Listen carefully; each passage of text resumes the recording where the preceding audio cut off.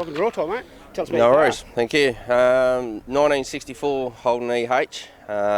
Bought it as an unfinished project, multicoloured. Back in 2005, restored it to what it is today. It was all licensed in 2008.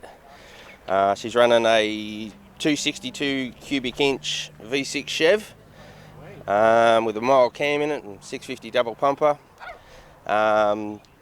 Yeah, done a few modifications to it. It's got a custom alloy drop tank in it. It's running 330 VT Commodore disc rotors, shortened VR, V8 rear diff, all custom dash with custom automated gauges. Yeah, so leather front seats, electric front seats out of a Lexus. Yeah, she's just a nice, good cruiser. Thanks a lot for that. No worries.